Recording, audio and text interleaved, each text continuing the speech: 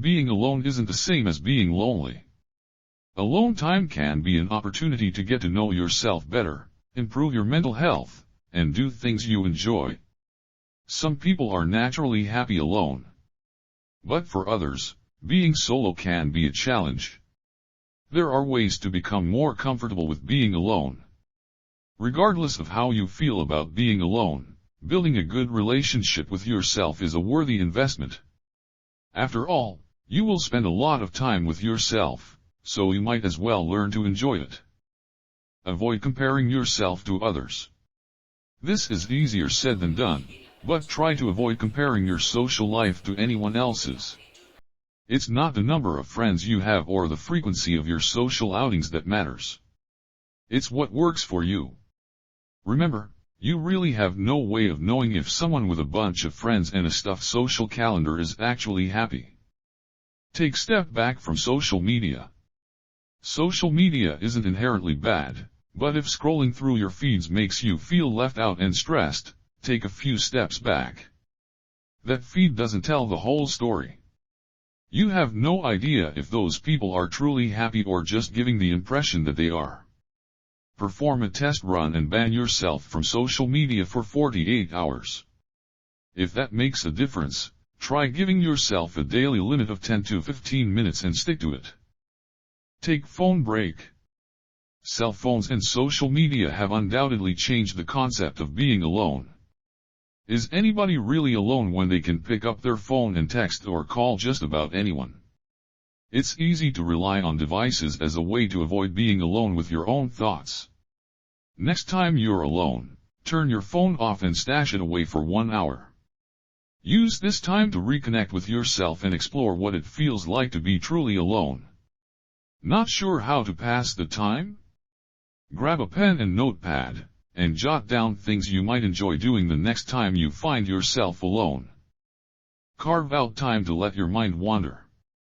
Does the thought of doing absolutely nothing unsettle you? That's probably because it's been a long time since you've allowed yourself to just be. Experiment by setting a timer for 5 minutes. That's it. 5 minutes with no television, music, internet, podcasts, or books.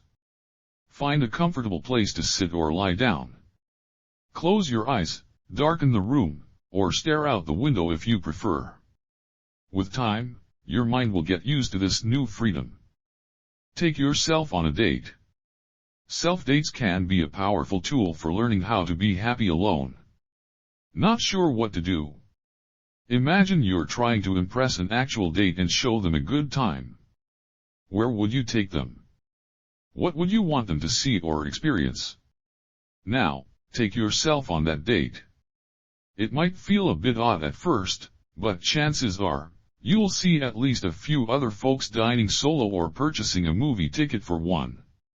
If money's an issue, you don't have to go big. But also remember it's a lot cheaper to pay for one than it is for two. Still sounds too daunting? Start small by sitting in a coffee shop for just 10 minutes. Get physical. Exercise helps release endorphins, those neurotransmitters in your brain that can make you feel happier. If you're new to exercise, start with just a few minutes a day, even if it's just morning stretches. Increase your activity by a minute or two each day.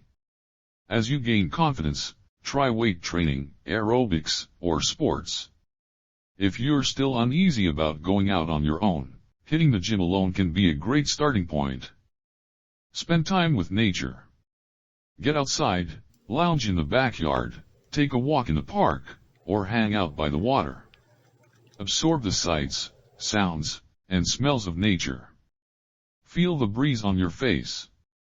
30 minutes or more a week spent in nature can improve symptoms of depression and lower blood pressure. Lean into the perks of being alone.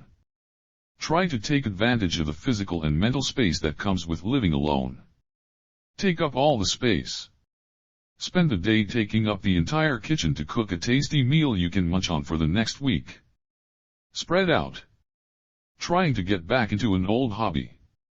Get all your materials and spread them out across the floor and decide what you want to use for your next project. Not done deciding in a single day? No problem. Leave it out until you're done, even if it's a week from now. Dance like no one's watching. Journal. Journaling is another form of self-care that can help create a space to unload and process your thoughts and feelings. Try journaling every morning to start off your day with a gratitude list. Or journaling every night for a summary of things to be grateful that day. Volunteer.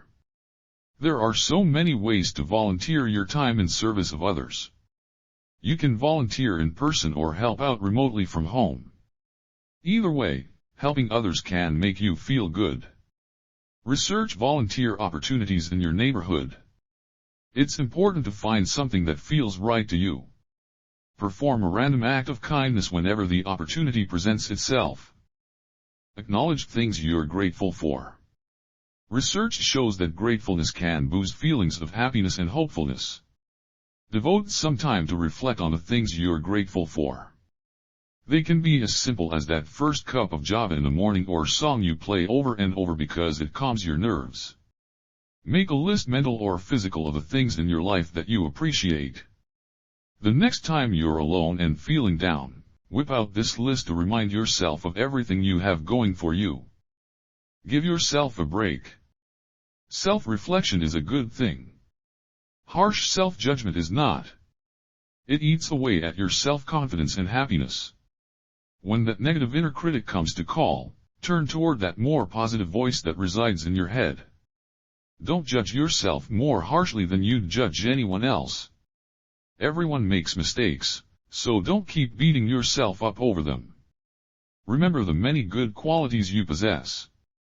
Serve yourself a top-notch meal. Eating alone doesn't have to mean eating pre-packaged food in front of the TV. Prepare a fabulous meal for one.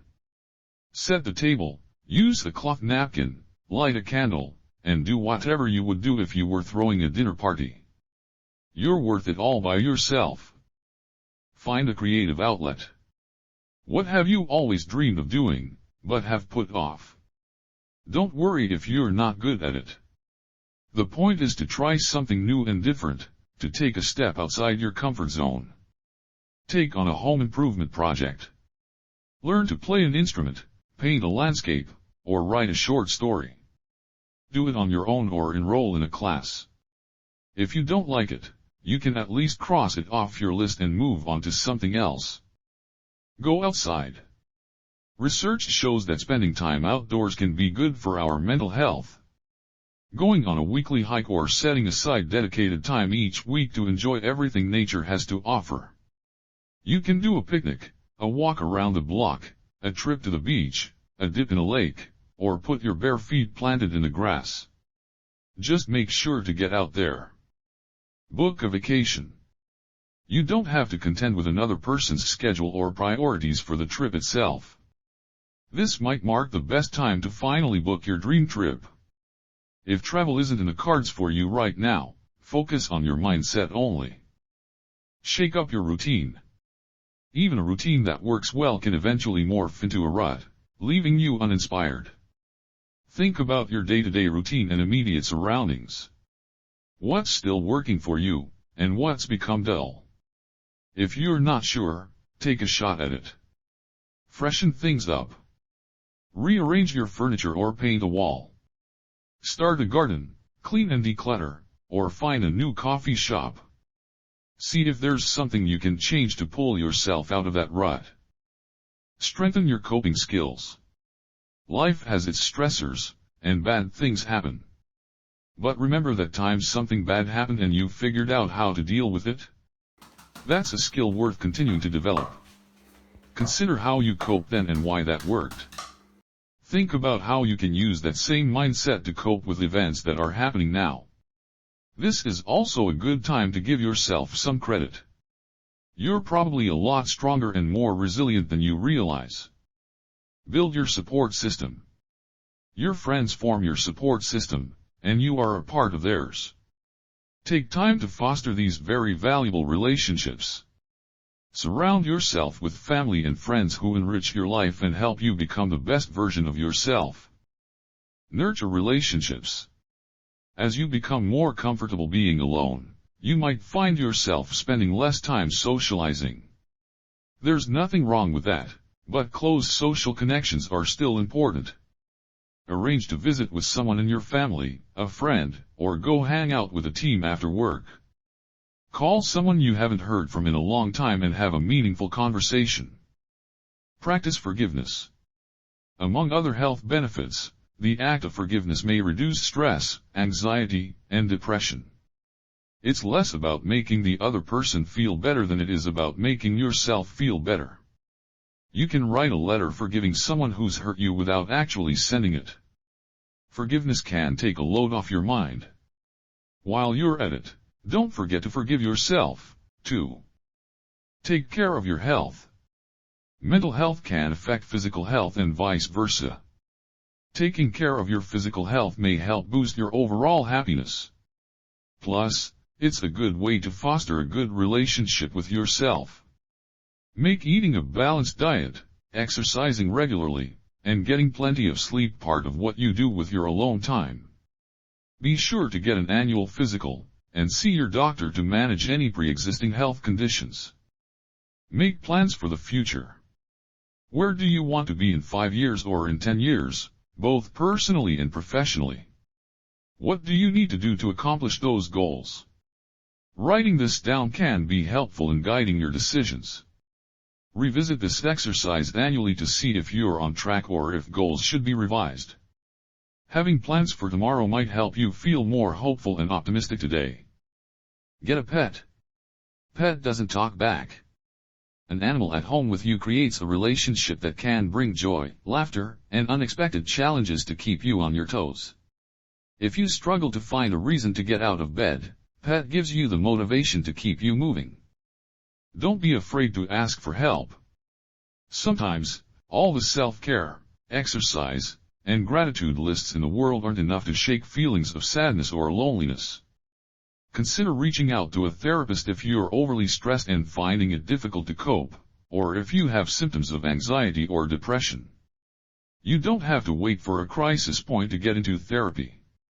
Simply wanting to get better and spending time alone is a perfectly good reason to make an appointment. Summary. Spending time alone doesn't have to be a lonely experience. Instead, it can be a time of happiness.